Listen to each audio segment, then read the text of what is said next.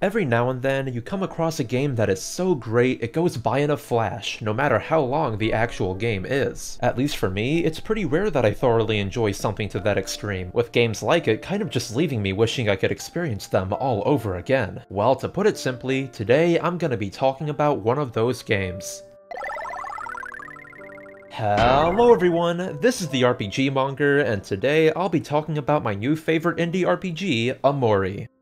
Originating from a blog and then a Kickstarter, Omocat's Omori has had me and many others captivated for a long time, because rather than other Kickstarted RPGs similar to it, Omori's campaign began in 2014, a full 6 years ago now. To put things in perspective, when I first stumbled upon the game while it was still being backed, I was 14 years old, the YouTube channel you're watching this video on not even being a thought in my head at that point. Even though I didn't have any money to back it, the game caught my eyes immediately with its well put together trailer, the song Bowen composed for it helping a good bit too. However, as is common with Kickstarters like it, the game ended up being delayed a pretty good bit, one of the largest setbacks during development being a shift of the game's engine from RPG Maker VX Ace to RPG Maker MV. Like, as someone who's messed around a lot with RPG Maker in the past, the engine can provide all sorts of issues, especially if you're making an ambitious project. What's worse is during development, MV had some pretty big issues that set development back even further. Not to mention, as development progressed, you can see some pretty sizable changes were made to various aspects of the game, all of them leading to increases in quality. Unfortunately, doing all that takes a lot of time, and as the months flew by, sometimes the Kickstarter would become completely silent for periods of time. Though thankfully, unlike other Kickstarters who delay things multiple times, Omori proved to be an outlier, and once it released at the very end of 2020, I think it's more than apparent that those 6 years were spent making one of the best indie RPGs ever. I mean that too. In my opinion, after going through this game 3 times now, it's absolutely something that's best experienced knowing as little about it as possible. But if you do need a bit more convincing, let me touch on the gameplay before we reach the actual spoilers. For one, while it would have been fine for this game to mainly focus on its plot and not have anything else, Omori is quite literally packed to the brim with side content. I'm not gonna show any of it here, but trust me, the amount of completely optional segments and secrets hidden within Omori never stopped surprising me as I played through the game, and accompanying all of it is some real great dialogue. As far as comedy goes, Omori had me burst out laughing many times throughout the game. Plus, I haven't even mentioned the battle system. Operating under a typical turn-based formula, Omori spices things up with the emotion system, playing similarly to an elemental wheel, but also not at the same time. In battle, there are 3 main emotions: happy, sad, and angry. Like you'd expect, each one is more effective or vulnerable against the other, but aside from that, the emotions also carry individual benefits. For instance, anger makes you deal more damage and take more damage, sadness raises your defense but depletes your juice whenever hit, and happiness raises your luck and speed but lowers your accuracy. Due to each of them affecting different stats, no emotion is exactly better than the other, all 3 providing different ways to battle, especially when combined with skills you get throughout the game. And that's not all, as in battles themselves, Omori has a neat little follow-up system. Becoming stronger the more you progress, immediately after attacking, any character can use available energy to do another action, whether it be attacking with another character, healing, or prompting a change in emotion or stats. The cool thing about it is, depending on which character performs a follow-up with another character, each follow-up has unique effects, all of them being viable for you to create battle strategies around. Though if you want to brute force things, if you save up your energy received from taking damage, the party can perform their ultimate attack, dealing a massive amount of damage to everything. If I were to compare it to anything, it's kind of similar to the limit break system, but unique enough to be its own thing. And to top it all off, as you've probably noticed, the entire game has Omocat's fantastic art style, most of the enemies having a hand-drawn feel to them that gives them so much charm. It's truly the perfect combination to keep you engaged throughout the game, the massive soundtrack accompanying it making things even better, but I'll talk about that more in a bit. Since while all of that makes for a great game, Omori truly shines with its one-of-a-kind story, many of the aforementioned aspects being vehicles to tell the story in various ways. Believe me, there's so much more to this game than meets the eye, especially since next to all that, Omori is also a psychological horror, but I can't really say more than that. So now, I've got to get into spoilers. One last time, if any of that piqued your interest, go get Omori as soon as you can. It may sound like an exaggeration, but this game has quickly become one of the best things I've ever played, even past the RPG genre, and the best way to experience it is by going in and doing it yourself itself. That being said, it's time to talk about the rest of Omori in full. Massive spoilers incoming.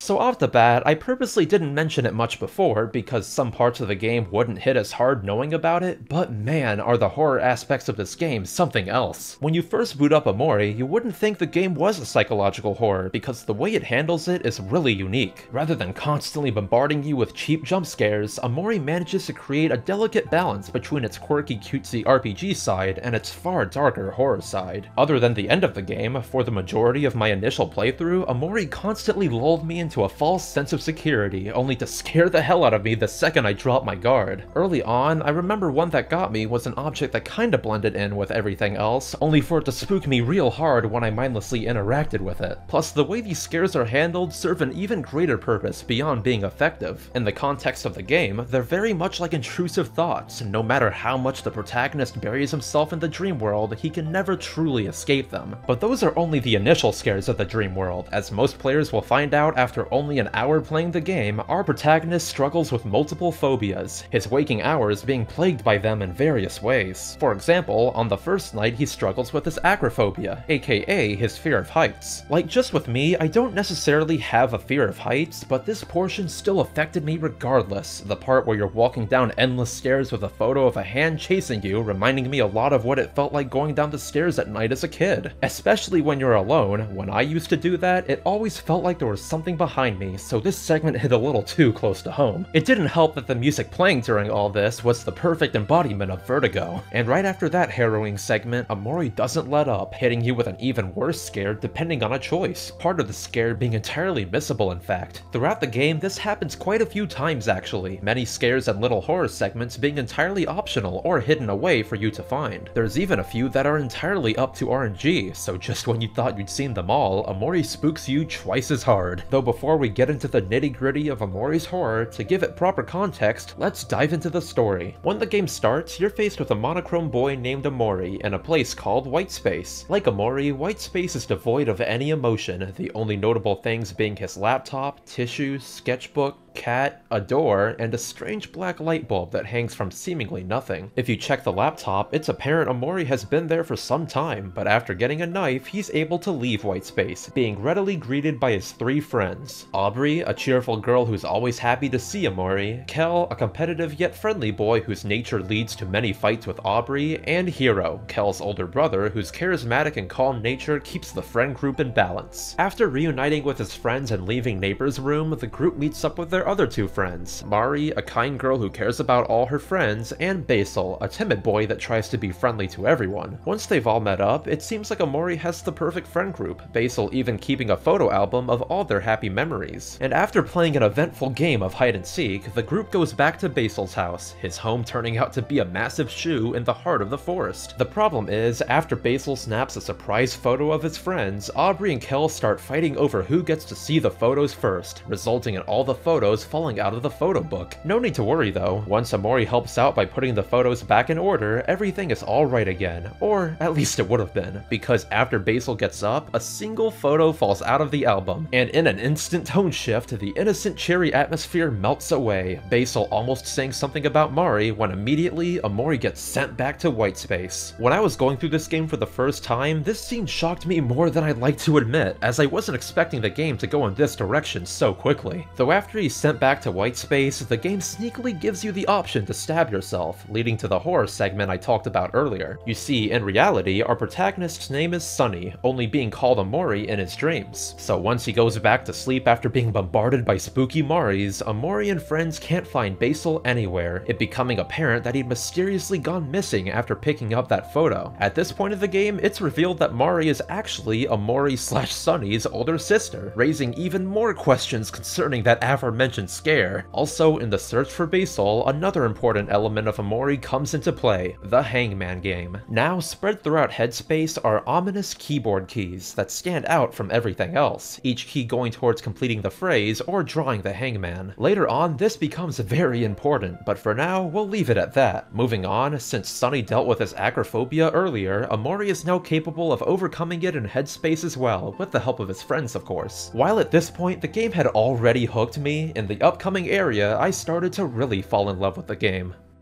After climbing up the incredibly long ladder, the group reaches Otherworld, a campsite in space that ends up being one of the more whimsical sections of the game. For one, it was during this segment that the game's music started to really pique my interest, none catching me more off guard than the entirely optional fight with Pluto, the rebel planet. I mean really, when faced with this, what's even the appropriate reaction? What makes him even better is later on, Pluto becomes the fast travel of the game, which is kinda perfect. Anyways, after doing battle with one of the strongest entities in Omori, the group meets Captain Space Boyfriend, getting roped into helping retrieve his lost mixtape as it's the only thing that can cheer him up. The only problem is, the mixtape was thrown away, so the group needs to go search the junkyard to retrieve it. Opposed to what you might think of a junkyard though, this segment was one of the most cheerful in the game, the enemies in it getting a laugh out of me more than once. I mean, what's not to love about an entirely spontaneous fight with a crashing download in Windows XP? I feel like everyone's felt like fighting these at some point. Plus, during the junkyard, Omori introduces the ability to switch which character is leading the party, a neat little system that lets you tackle different obstacles with certain characters. In general, I found it all incredibly enjoyable, one of the things I missed in my first playthrough being the couch at the top of the junkyard, where the group can relax and look at the moon. Throughout the game, there's actually a wide variety of little areas like this for the kids to hang out at. They don't give you any special reward usually, but I feel it's an especially nice touch, giving the game even more character. Though amidst all the fun, as Sunny's brain conjures a scenario as far removed from reality as physically possible, his dark thoughts and memories still manage to slightly bleed through, taking the form of that scare I mentioned earlier. After that, once the group brought the mixtape back to Space Boyfriend, it snaps the captain out of his trance, unfortunately also enraging him in the process due to it reminding him of his ex-girlfriend Sweetheart, who recently broke up with him. In the ensuing fight, at this point, the game really began to sweep me off my feet with the soundtrack, Omori somehow continuously managing to top itself the further I played. And in this fight with the incredibly edgy space ex-boyfriend, here the game starts to urge you to use emotions more, the boss eventually locking into anger. He isn't that hard, all things considered, but with a theme that solid, it honestly didn't matter. After you do manage to defeat him though, Space Ex-Boyfriend returns to his original self, Captain Spaceboy, apologizing for his outbursts and leaving the group with his crew of space pirates to go have snow cones. Unfortunately, post-Spaceboy, the group once again finds themselves without any leads on where Basil went, but if you follow those suspicious bloody footprints that manifest after the fight, Omori finds himself in the Cattail Fields, his friends mysteriously vanishing.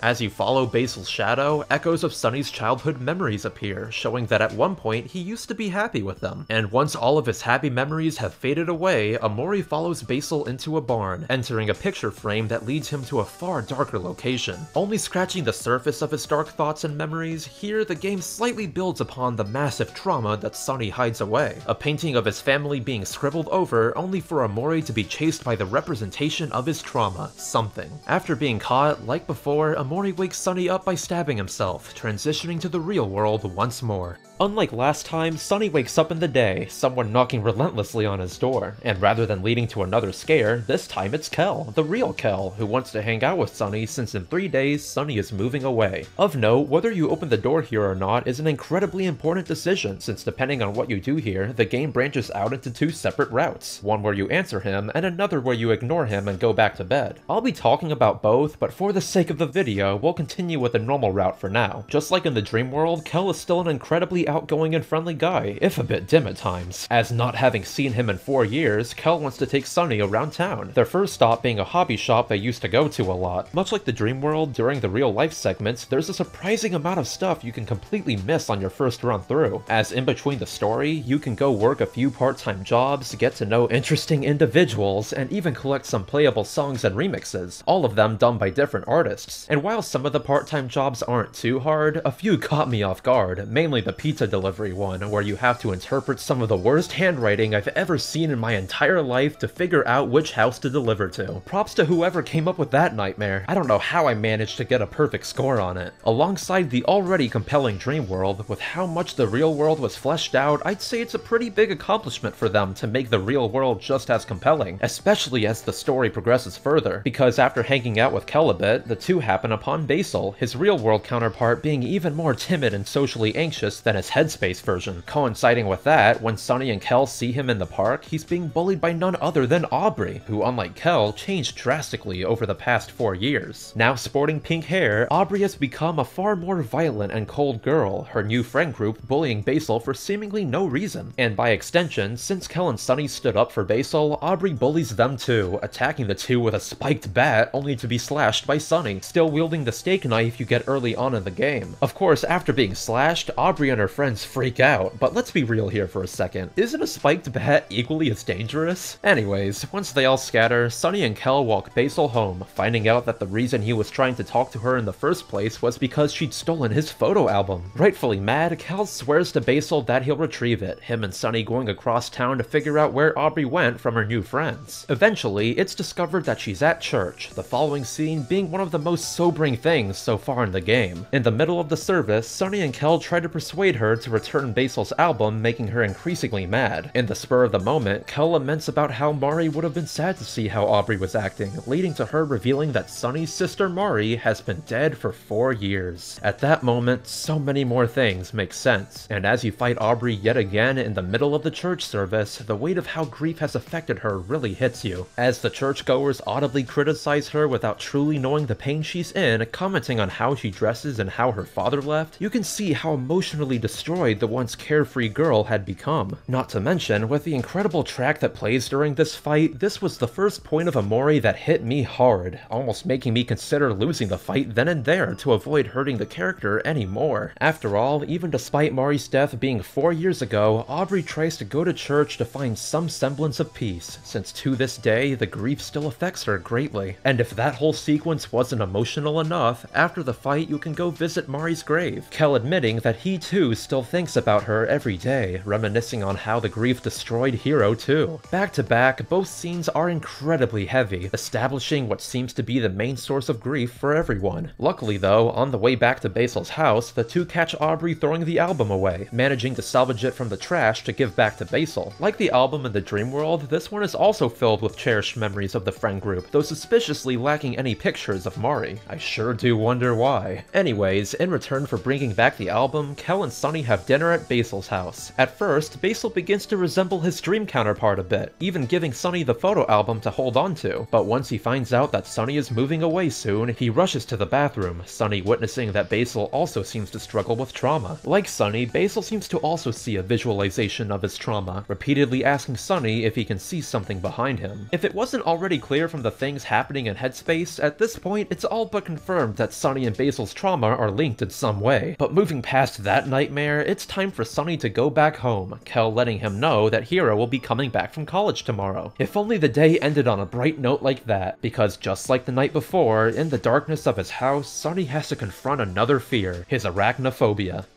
Playing out similarly to how it did with his acrophobia, it follows the same general formula of fighting a representation of his fear. The thing is, compared to the last one, the arachnophobia segment scares got to me much more. To be fair, it didn't help that I played the majority of the game at night, but man, they knew what they were doing when you have to climb those stairs all the while struggling with spider legs poking you at random intervals. You'll probably hear me say this again, but man, it kinda shocks me that they did this all in RPG Maker. Before we go to the next Headspace segment though, during the arachnophobia segment, what's been a bare wall the entire game strangely had an inaccessible door on it now. Any further investigation into that wall after the segment giving you a dialogue box saying that nothing is there. Again, incredibly suspicious. Moving on now, to coincide with Sunny overcoming another fear, Omori is now able to enter the Firefly Forest in Headspace, a dense forest that's unsurprisingly filled with all sorts of spiders and spider-related mechanics. And what makes this area stand out aside from its super solid battle theme is actually a secret hidden within it. Towards the end of it, if you pay close attention, there's actually an overgrown passage in one of the areas, leading to a place filled with cats that have a special surprise. Within that secret, if you manage to get past them all and see the something hovering over a tree stump, the secret area actually hides another secret area within it, leading to the Lost Forest. Not really containing anything other than ghost bunnies and a character named Daddy Longlegs, the second you enter this area, it feels like Omori just doesn't belong. For one, Daddy Longlegs is unlike any other character you've seen in Headspace so far, colored nearly entirely black and seemingly having knowledge about the true nature of Omori. And as you go through the passages of the forest, he makes it pretty clear that through the creation of Headspace, Sunny sought shelter in the escapism of it, even going so far as to take on another name inside it. But below Headspace, he alludes to there being a much darker, chaotic version of the dream world, the Dreamer aka Sunny purposely hiding it away. For a little area you can miss entirely, it holds some pretty important lore about about things to come, and it won't be the last area like it. Anyways, going to the end of the forest and fighting a monstrosity, now the group reaches the entrance to a massive pink castle, apparently ruled by Sweetheart, the girl who'd broken up with Space Boy earlier on. Like the junkyard before, this is another point of the dream world that's filled to the brim with fun, the narcissistic Sweetheart proving to be a solid side antagonist, since while initially she appears to just be entirely one-dimensional, if you're a freak like me who investigates walls, you'll stumble upon this little secret, housing another entity that clearly doesn't belong. Apparently, before becoming the snob she is now, Sweetheart was a poor girl from the desert, happening upon the keeper of the castle and pleading them to fulfill her wishes. In doing so, once Sweetheart had obtained fame, riches, and power, she began to grow obsessed with the only thing she didn't have: love. In fact, she becomes so desperate for love that before you fight her, she was about to marry herself. But I'm getting ahead of myself here. In the castle, all the activities you have to complete are pretty great, from watching top quality movies to admiring only the best art. Compared to other segments, they made the castle as ridiculous as possible, and I love it. After all, anywhere that grants me access to Konga Island has to be flawless. Also, reminding me of Earthbound a bit, I enjoyed Omori's spin on the third strongest mole fights with the family of Sprout Mole Knights you have to defeat. Thanks for making me feel guilty, game! Once again, we've hit peak quirky indie RPG, and topping it all off, the Sweetheart fight is no joke. Slamming you with one of the best battle themes in the entire game, you'd better hope you fought all those bears, because this fight will destroy you if you're underleveled. Though if you do just brute force the fight, that'll give you victory too. I mean, with a song that goes that hard, you may as well. And luckily for Sweetheart, all's well that ends well, as Space Boy returns to marry her, becoming Space Husband. A fitting end to such a wacky scenario, but with it ending, the darker parts of Sunny's subconscious re-emerge, taking Omori down to an ancient library buried under the castle. Filled with books that contain Sunny's memories, the library is another example of how Sunny has repressed his past, all the names being redacted from the memory books. Of note, the books shed some light on Sunny's more important memories, from the day where he gained his phobias to the day where he received his violin. Though if you go through all the books in the area, there's a little room off to the side of the library that contains a piano. What makes it important is, much like Sunny's dream self, the piano seems to be named Omori, hinting at the source of his other name. All that aside, once you leave the library and catch a glimpse of Basil, something appearing in his eye, it's time to start the second day. Much like the first day, Sunny hangs out with Kel again, helping him out with chores to prepare for Hiro's arrival in the afternoon. All in all, it's pretty peaceful compared to the previous day. However, that all gets interrupted when Basil's caretaker Polly asks the boys to help find him, since he's apparently disappeared. Obviously, they quickly rush to where they saw him last, going through the trees to reach a lake, originally used by Sunny and friends as a secret hideout when they were younger. Like last time, Aubrey appears to be bullying Basil yet again, the confrontation devolving into yet another fight with her friends, resulting in them all getting pepper sprayed. Once Aubrey's group disperses, she starts having another breakdown, accusing her former friends of not being there for her after Mari's death, apparently holding an even deeper grudge against Basil for some reason. And in her fit of anger, she pushes Basil away, causing him to fall into the lake. Seeing that, Sunny has to dive in to prevent him from drowning, his thalassophobia manifesting immediately. Executed differently from the first two fears, meanwhile diving into the lake to save Basil, Sunny has to also confront his fear of drowning. Luckily for both Basil and Sunny, Hiro had just arrived in Faraway Town, hearing the commotion from the old hangout spot and managing to save both Basil and Sunny right on time. It may not be in the best circumstances, but at that moment, Sunny's old friend group had reunited, the three boys leaving Aubrey behind to take an unconscious Basil home. Much like his Headspace version, Hiro remains the most mature out of them all, even despite Aubrey's actions, still believing that there's some good in her. So later, due to Sunny's departure only getting closer, the brothers decide to have a sleepover at Sunny's house, thankfully saving you from being spooked in the house for the time being. Though after reminiscing a bit, things get incredibly interesting as Sunny finally enters the room he's been refusing to go in for the entire game, housing a grand piano not unlike the one seen in the dream. As it turns out, Mari used to play this piano all the time, Sunny practicing the violin alongside her as it was mentioned in the library. If it wasn't obvious already, with that confirmation, it's pretty much set that Sunny's repressed trauma has something to do with Mari and her death, but many of the puzzle pieces are still missing.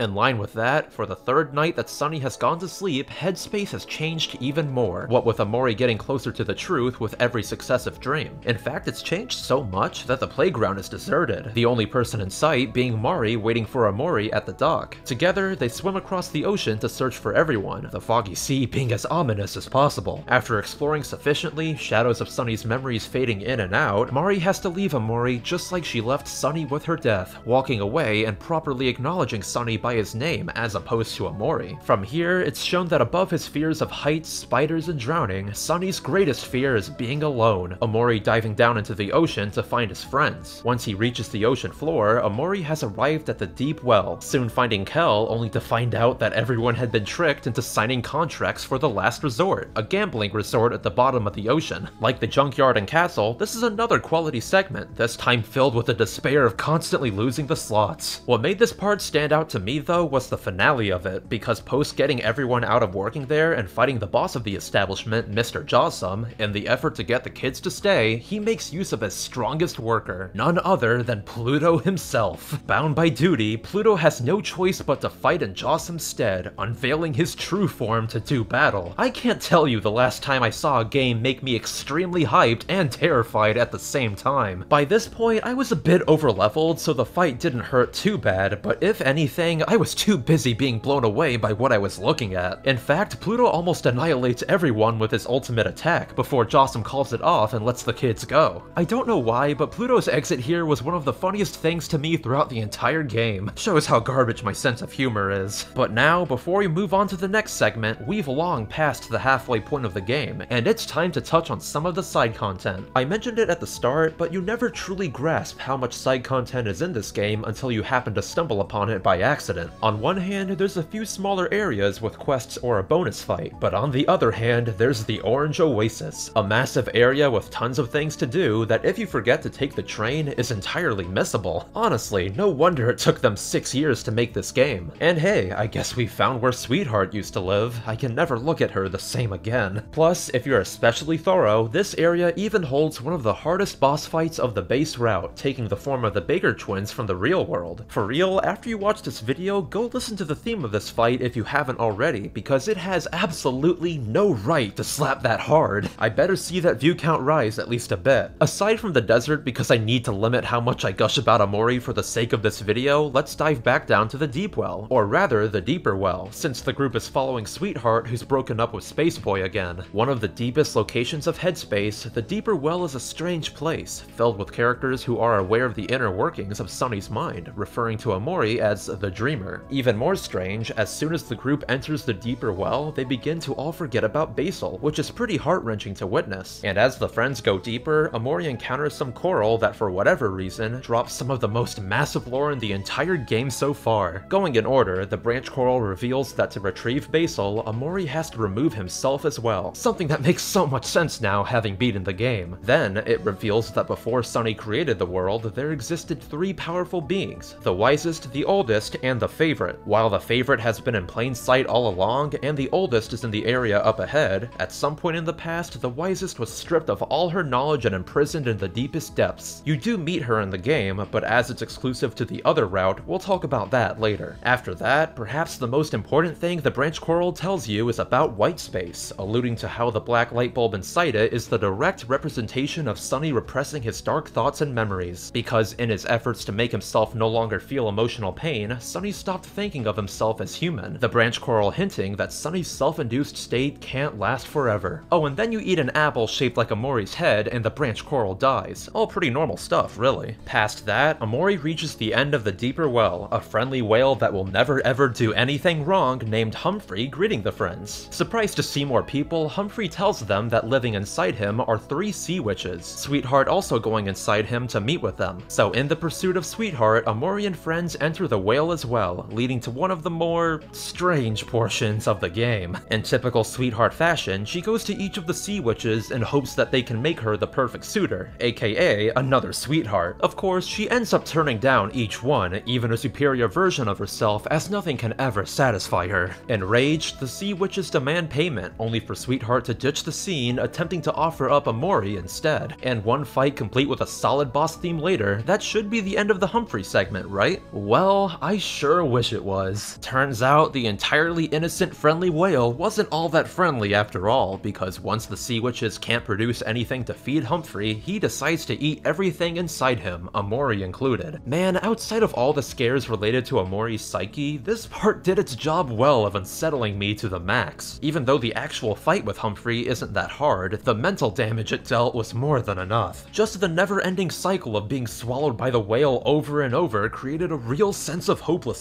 and Humphrey's ominous rhyming didn't help either. Usually, I'm not the biggest fan of fights that you're scripted to lose, but Omori handles it in a really neat way, especially later on. Though after about 6 layers of Humphrey, Omori finally escapes from being digested, and if you've been diligent with collecting the keys, Humphrey's defeat earns you the final one, completing the Hangman game and revealing the only location left for you to go: Black Space. Oh boy, here we go. In place of Humphrey after you defeat him, there's a small portal that takes you to a cramped passageway. There, an unknown voice sheds more light on the nature of Omori's journey, showing that it's not the first time he's gotten close to the truth. In reality, it being more of an endless cycle than anything. Every time, the dream version of Basil always finds the truth first, Mori not being very far behind due to them both being close to the truth Sunny has tried so hard to forget. As the cycle has been going on for so long, the dream versions of Sunny's friends have met unfortunate fates countless times, sinking down to the deeper well and below, degraded beyond recognition. So in order to confront the truth once and for all, to end the cycle completely, Omori has to travel to the location where all of Sunny's repressed dark thoughts and memories reside: Black Space. Entering it from the crumbling remnants of Basil's house, this is where the real horror of Omori lies. Taking some healthy inspiration from Yume Nikki, Black Space mirrors White Space with the exception of multiple doors leading to different areas. Those areas ranging from mildly unsettling landscapes to large open areas filled with disturbing imagery. And man, does the music in some of these just embody anxiety. I can't go over every one specifically, but one room that genuinely disturbed me to my core is the smallest one in Black Space, consisting solely of a surgery room with no escape, Omori's cat Muo being on the surgery table. If you're lucky, you'll realize Omori can stab himself to leave the room, but I wasn't so lucky. When I first hit this room, it sent me into a panic, going through the dialogue prompts with Muo and hating every second of it. Even compared to a scared one of the other rooms that absolutely took the wind out of me, this one is probably one of the worst ones, period. Despite a lot of Omori being spent inside dreams, a lot of Black Space is probably the closest the game gets to how dreams tend to play out, or at least the bad ones. Some rooms having entirely nonsensical entities next to all the disturbing ones. Even though some may seem entirely random with all sorts of things strewn across the looping maps, I have to compliment the art direction during the Black Space, each area within it being a different flavor of unsettling. By far, one of the most distressing things in this portion are all the Basils you come across, each one creating a sense of hope that you finally rescued him, only for Basil to die over and over again in different ways. It gets pretty messed up. At one point, distorted versions of Omori's friends even kill him, producing a genuinely scary scene. And as you go through the rooms, you encounter Shadow Basil, a figure that more so serves as a mouthpiece for Sunny's deepest thoughts, calling out to him in an attempt to save Sunny from continuing his cycle of repression. Though now, after going through all the Black Space rooms and walking up to the monochrome church, Omori presses on toward the truth, taking on a far more sinister light after slashing Basil and walking up to a throne of hands. And with that, Sunny wakes up, the final portion of the game being extremely close. Fair warning for the upcoming section of the video, due to the nature of Omori's finale, I'll be talking about sensitive topics like depression and death, so if you'd rather not hear anything about those things, I'd suggest skipping ahead to the timestamp on screen. Anyways, when Sunny wakes up, a familiar song emanates throughout the house, Sunny following the song to the piano room only to see a hallucination of Mari playing the piano. While playing, Mari laments about the musical recital the siblings never got to play at, wondering if she'd pushed Sunny too hard to learn the violin. At that moment, Hiro enters the room as well, Sunny snapping back to reality and listening to him talk about the late Mari. Like everyone else, she's never left his mind even after going to college, the scene being the first confirmation that Mari took her own life. And for the first time in the game, Sunny can actually go to his backyard here, a hallucination of something hovering over a stump much like it done in Headspace as well. Needless to say, things are coming to a climax now, the next day containing one hell of an emotional roller coaster. Starting with a bang, after having breakfast with the brothers, one of Aubrey's friends comes to Sunny's house, since apparently Aubrey is holed up in her house and isn't answering to anyone. Once the boys arrive, they manage to get inside, and what what they find explains a lot to say the least. Strewn across the living room are piles of garbage, Aubrey's mother clearly neglecting her daughter to the extreme. It never really gets commented on in the game, but purely on a visual storytelling standpoint, it adds a whole new depth to the way Aubrey's character has warped over time. Though past that in Aubrey's room, in typical hero fashion, he manages to smooth things over with everyone, finding out that Aubrey has hoarded pictures of Mari from the photo album since it's all she has left of her. Following that, tying the old friend group back together, the four bond by returning the photos to where they belong. I never really paid it much thought whenever Mari's theme played, as it was always just a nice little song, but when you're placing all these photos back one by one, patching together all the friends' happy memories, the use of Mari's theme here was absolutely criminal because it made me incredibly emotional. Seriously, what a beautiful scene. If anything, it's only an appetizer for how this game would soon break me down. And if that didn't get you, directly after the friends finally reunite for good, you can have them visit Mari's grave together. This scene also hitting hard as Hiro nearly breaks down, the four having one last picnic with Mari afterwards. If there's one thing Omori is good at, it's weaponizing all the things established throughout the game to hit you directly in the heart. Thankfully, the game grants you a small emotional break now with more side activities to do. My personal favorite being the optional mini-dungeon with the recycultists. Considering how easy it is to miss it, it's a shame so many people missed out on the greatest image in the game. Going back to more plot though, as if Basil didn't have it hard enough, the group finds out his bedridden grandmother was rushed to the hospital, Basil only coming back late in the day. So in the meantime, they decide to go to their old treehouse, taking some time to stop by that stump as it's confirmed it used to be the tree that Mari used to end her life. Past that, after 4 years, they return to the treehouse they all used to hang out in before Mari's passing. During this entire portion, Omori's writing makes the characters feel incredibly human, their sadness and bittersweet nostalgia coming off very realistically. Especially after the treehouse, when Aubrey apologizes to everyone for how she's acted, even though she's been terribly mean, her actions are understandable. Of note, the reason she's been bullying Basil all this time is because soon after Mari's death, she discovered that Basil had blacked out all the photos in the album, enraging her to the point of calling him names whenever she saw him, more kids eventually joining in. And once they've made up for real this time, Hiro brings everyone together for a proper group hug. A fitting end to such an emotional segment. So now, as it's become the afternoon, it's time to go back to Basil's house, his caretaker letting everyone know that he's come back, but upon returning, he's secluded himself to his room, prompting the four to stay the night. The thing is, aside from Basil, everything is a bit too happy, all the friends falling asleep next to each other, and in typical Omori fashion, it's time for things to get dark.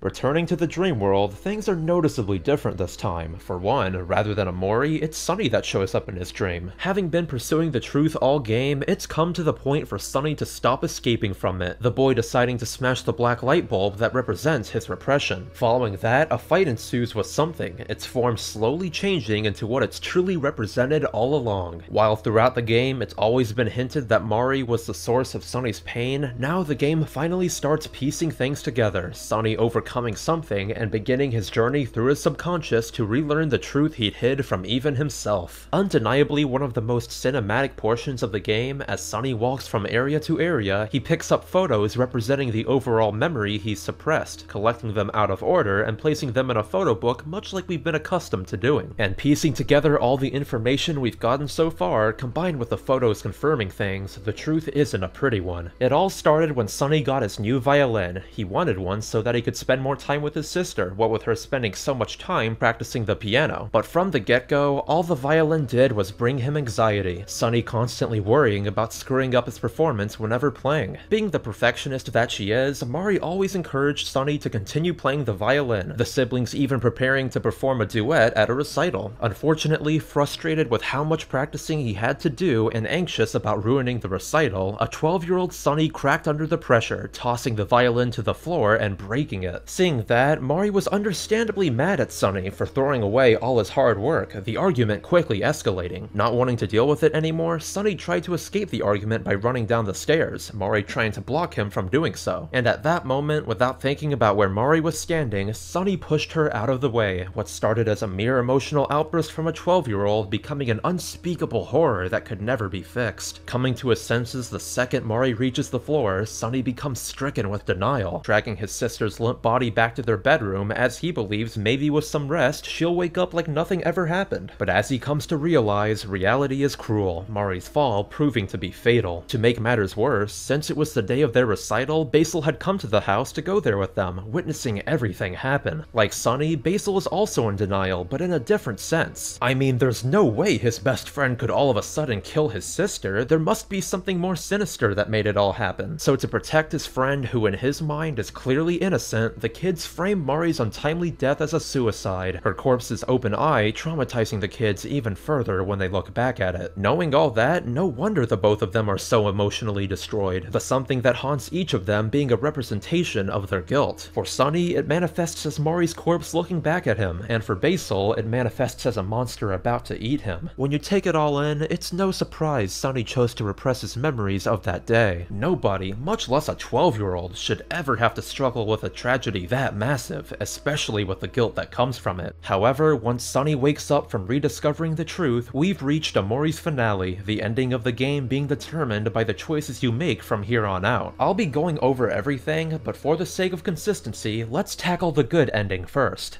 If you go into Basil's room after waking up, Sunny witnesses a mentally deteriorating Basil, still after 4 years, just as delusional about that fateful day. It turns out, soon after Mori's death, Sunny was actually the one who scribbled all over the photos, most likely in an attempt to forget everything about the incident. So waist deep in his eternal delusional state, Basil attacks Sunny to get rid of what's been supposedly behind him, the fight culminating in the two hurting each other and Sunny's eye being injured. Funny story, when I was playing Omori on my own, that part made me think I was getting a bad ending. Man, I couldn't have been more far off, with the game still having a full hour to go. After the fight, as Sunny went unconscious, he's back in his dream, but rather than being assaulted by his guilt, since he's confronted it now, subsequently, all his bottled up feelings and memories start to flood back to him. While we've seen these scenes before in Basil's old photos, it's really nice catching a glimpse at how happy everyone was when the friend group was still together, each subsequent memory fixing Sunny's memory of his shattered violin, the source of all his anguish retrieved from the closet he's been mentally blocking out. As you go through all the memories, the game knows exactly what it's doing, all the memories making you all the more emotionally susceptible to the upcoming scene, because at the end of Sunny's memory lane is the recital he never got to perform at. Standing before Sunny are Kel, Aubrey, and Hiro, each with their own motivational words to impart on Sunny before he takes the stage. Frankly, it's another beautiful scene, and it sets up what's coming next perfectly. So 4 years later, after an endless cycle of punishing himself for the accident, Sunny gets up on stage and performs the beginning of the duet, breaking down crying meanwhile he plays as all his bottled up emotions come out. Then, as Sunny has pretty much confronted everything he'd suppressed and bottled up, all that's left is to face off against Omori, the literal representation of his dark thoughts and guilt. Out of any RPG, or hell, even any game I've ever played in my entire life, I've never had a moment hit me as hard as this fight did. When it first starts, you're hit with a hauntingly sad melody that perfectly represents the intense emotional pain Sunny holds within himself, the theme becoming increasingly distorted the more Sunny tries to defeat his inner demon. Simply, it's a battle that's powerful beyond words, the thing that got to me being Omori's dialogue throughout the fight. And for this segment, while you'll probably not see me talk about this aspect of myself much ever, for this, you'll have to let me get kind of real here. For around half my life, I've struggled with anxiety and depression due to a slew of reasons. It's just kind of become a fact of life for me at this point, and over time, after experiencing it a lot, I'm a person that's become emotionally resilient, we'll say, it taking a lot for me to even tear up over something. But when Omori becomes the mouthpiece for Sunny's darkest thoughts, it broke me. Just the line, "You're nothing but a liar, and when they see the truth, they'll hate you as much as you hate yourself." That right there resonated with me in a way I can't even begin to describe. There may be another game out there that portrays these topics really well too, but for me personally, I've never seen something do it so well. Plus, throughout it all, despite all of Sunny's attempts to defeat Omori, its face remains neutral, the emptiness Sunny had felt for the past 4 years staring right back at him with hollow eyes. And in the end, as the background shows one of Sunny's deepest fears, it becomes apparent that to defeat Omori is to do the impossible. Because life isn't that simple. There's no easy way to get rid of your demons no matter what they are. All anyone can do is keep moving forward, never give giving up. So if you decide to not give up after being defeated, Sunny resists Omori, picking up his violin to perform his last duet. As if that fight hadn't already broken me down enough, this right here demolished my last emotional barrier. Set to the tune of Sunny and Mari's duet, what follows is a beautiful slideshow of all their memories, it being the first time any piece of media ever has gotten me to full-on cry my eyes out. Right here, at this moment, Omori became my favorite game ever made, hitting me harder than Mother 3 even. It's high praise, I know, but it's absolutely deserved. Everything about it is amazing, even down to the minute details like the song starting with Mari's piano and ending with Sunny playing the final note alone. Honestly, words cannot begin to describe how stupendous it all is, so moving on, Sunny has now taken the first step forward in a long time, Omori vanishing after the fact. And once he wakes up in the hospital, you're greeted with flowers from everyone you've met in the game, showing that even if Sunny encounters suffering again, he'll always have people to rely on. So with that, to end his 4 years of keeping everything to himself, Sunny tells his friends the truth, Omori ending right then. Except if you've been diligent with watering Basil's flowers in the dream world, you'll receive a bonus secret ending after the credits, revealing Sunny and Basil's somethings dissipating to coincide with Sunny telling the truth, the two able to be happy again at last. I just hope their friends find it within themselves to forgive them.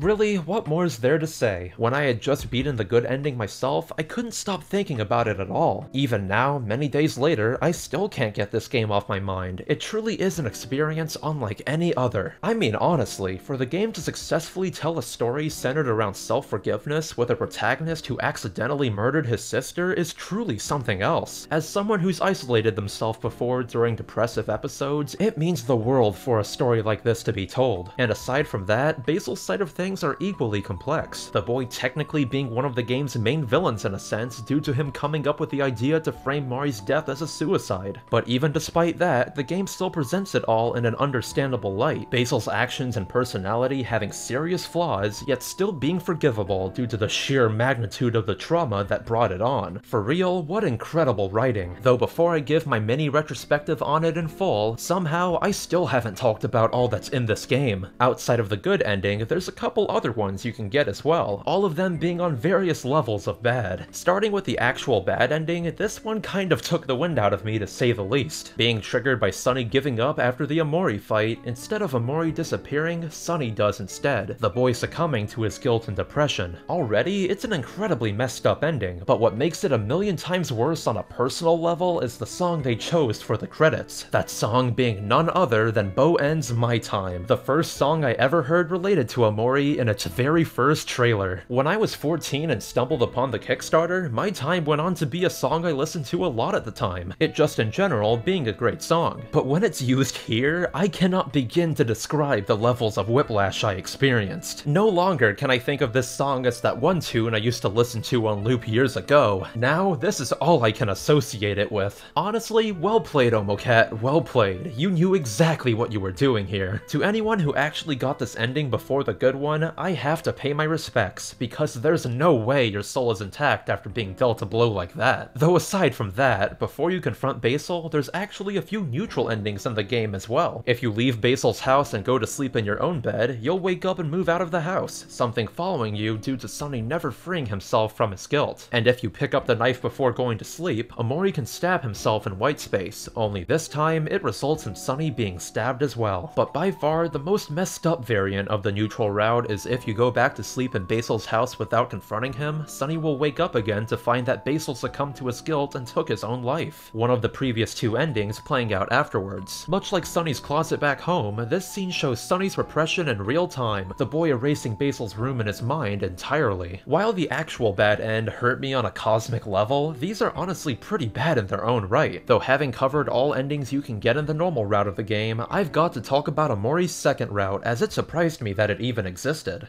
Rewinding back by a lot, basically, if you choose to ignore Kel on the first day and go back to sleep, this triggers the Hikikomori route, or more simply, the Omori route. By ignoring Kel, this cuts off all the real-life segments from happening, them being replaced by the chores Sunny has to do. For the most part, the Hikikomori route isn't all that different from the normal one, very minor changes manifesting in headspace until you reach the very end of the black space segment. As in this route, since Sunny continues to bury himself in his dreams, Omori saves Dream Basil rather than pursuing the truth, defeating Basil's shadow to permanently remove that side of himself. Then, as Omori has done countless times before, he begins the cycle anew, the main difference this time being that now, even in the real world, Sunny no longer perceives himself as Sunny, but as Omori, something endlessly following him for the rest of time. Pretty messed up, though once you return to the dream world, here's where the Hikikomori route has new content. Ranging from minor additional dialogue to full-on new areas and fights, Omori shocked me with how much new stuff this route has. Starting with the fights, if you go into the igloo, it'll lead to an entirely new snow-themed area. No wonder they gave that little area its own battle theme before. Overall, there's not much of note here aside from the snow angel enemies giving me a mini heart attack, but at the peak of the area lies Space Ex-Husband, willingly freezing himself as he wallows in an even worse condition than the last time you saw him. Making use of the party you've leveled throughout all the headspace segments, this fight is refreshingly unique, as you can only deal significant damage after you give him the emotion he talks about. But if you don't figure that out, I guess painstakingly charging your ultimate attack over and over works too. Really solid stuff, complete with another banger track. Though moving on to the next new area, things don't remain so lighthearted. Only accessible post-collecting every available hangman key, Omori's final area is the Abyss, the lowest part of headspace and the closest area to black space, various somethings even appearing in its lower levels. For the most part, it's mainly a creepy labyrinth of underwater passages, but at the very bottom of the Abyss lies Abby, an entity that is highly likely to be that third being that Omori imprisoned long ago. When you fight her, it isn't especially hard once you realize how to deal with a scared emotion. On the contrary, what's really interesting about Abby is the dialogue from her afterwards. Much like the branch coral said, the Abby we see now is but a shadow of what she once was, barely able to form sentences at all. You see, the thing that piqued my curiosity about her is what does she represent exactly? Maybe it's something simple like the guardian of black space, much like how the big yellow cat guards white space. But on the other hand, maybe Abby represents someone in Sunny's life. Who can really say? Past the main plot, it's aspects like these that make me feel like people will keep returning to this game for a good while, trying to figure out every aspect of it. In fact, remember all those random tentacles in each area? I never paid them any thought since they fit in with the wacky scenery, but in actuality, those were Abby's tentacles all along, stretching up throughout all of headspace. Never would have thought a detail that minor would be used to such an extent. Also, if you venture past Abby's room, you'll find yourself in what looks like an entirely new black space room, though we'll get to that in a bit. Moving on to the last two new fights, the Hikikomori route actually lets you challenge Pluto one final time, the rogue planet teaming up with Earth to display their ultimate strength. Too bad they're not the hardest fight in the game, because that title goes to Perfect Heart. Let me explain. As it turns out, when Humphrey decided to go full-on vor, he actually didn't kill the Sea Witches, everyone inside him miraculously surviving, including Sweetheart and her clones, all the clones having separate battles. That being said, when you fight Perfect Heart, you'd better hope you've leveled sufficiently, because this fight tests everything you've learned big time. And like Space Ex-Husband, Perfect Heart gets a brand new theme, the track going far too hard than what I was prepared for. I guess it's only fitting that Sweetheart's theme gets surpassed by the theme of her Perfect version. Being perfectly honest, I was a bit underleveled myself when I fought Perfect Heart, barely winning by a hair. Though with her gone, now most of the notable bonus content is done, if you never go back to black space, that is. Now accessible from the white space laptop if you return to the library to properly suppress your fears, Black Space 2 is a ride. In my opinion, much more chaotic and ominous than the first iteration, the new rooms added feel very much like a strange nightmare, many aspects of them not necessarily making you feel in danger, but more that things are off. I mean hell, in Black Space 2, there's an area hidden within one of the rooms that leads to one of the most ridiculous dreamlike scenes in the game, juxtaposed with this monstrosity appearing not long after for me. Whereas before, Black Space felt like Omori was diving into a pool of dark thoughts, Black Space 2 feels like the core of those dark thoughts, one of the more hidden areas within the new rooms scaring me more than anything in the game so far. Like man, why did they have to hit me with the Hell Maze from Yume Nikki, and then on top of that throw that at me? In fact, I have footage of it annihilating me.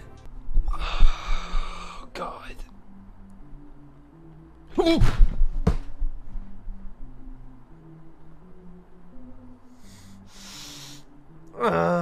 In case you haven't noticed, I scare pretty easily. Funny thing with that scare, if you have Omori stab himself here, you can bring the horribly distorted Mori face wherever you go. Finally, the 5th party member. Truly the Hikikomori route is the happiest of them all. Also, outside of Black Space 2, there's a number of points in Headspace where you can access bits of it now. Some points leading you to old Black Space rooms, albeit with something new added. Hey, look at that! You can even come across Daddy Longlegs again here. I always figured he'd originated from Black Space. Oh yeah, and before I forget, remember the Keeper of the Castle all the way back then? If you go to it now, Omori can erase the entire castle and replace it with a room modeled after his house. Do be warned, it is permanent, so make sure you've done everything in the castle before erasing it. But honestly, that's about it, what with the Hikikomori route locked into the neutral endings. All in all, Omori is a fantastic game beyond description. I can't say how thankful I am for the game not being rushed, because the amount of optional content and secrets are genuinely baffling. Even though I played this game as thoroughly as physically possible when I went through everything, I'll tell you right now, there's a 100% chance I still missed things. And since a lot of you most likely aren't freaks like me who inspect every nook and cranny, if anything, that gives Omori some solid replay value, much more than other indie RPGs like it. Plus, at least for me, going through games like these and discovering secrets is incredibly rewarding, even if those secrets lead to my soul leaving my body from fear. To name one, while most of the game's plot points are adequately resolved in-game, there's still a couple aspects that are left kind of open, like Sunny's dad for instance. We can infer that he left the family after Mari's death, but if the optional scene of what appears to be him in Black Space says anything, there could be more to it than meets the eye. Maybe before leaving, Sunny's dad actually found out the real cause of Mari's death. Who knows? Also, real talk, from the great battle themes to the effective scary songs, Omori has a soundtrack better than most. If I could, I'd gladly make a video talking exclusively about the game's music. It may be due to me already loving games like this, but throughout Omori, the game never really lost my attention. If you're someone who isn't the biggest fan of RPGs like this, I can understand if you don't enjoy Omori as much. Hell, past that, Omori has become kind of a personal experience for me. That whole final portion making me feel more emotions than any game ever. Somehow, in my full playthrough of the game, Omori got me to laugh, cry, and be scared out of my mind. It's almost as if I was using the emotion system while I played it. If that doesn't make it a masterpiece, I seriously don't know what does. In conclusion, I just want to thank Omocat and everyone who worked on Omori from the bottom of my heart. You guys have made something truly extraordinary. Honestly, even as the months go by after playing this game, Omori is something that'll stick with me for years to come.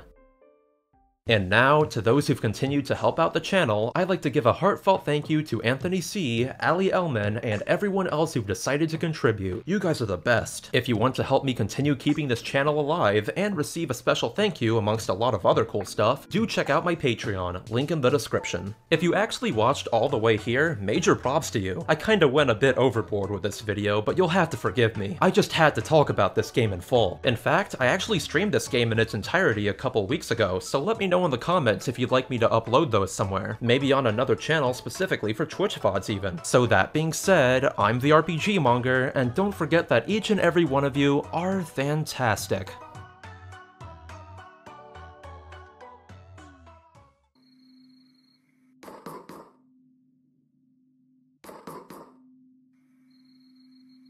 You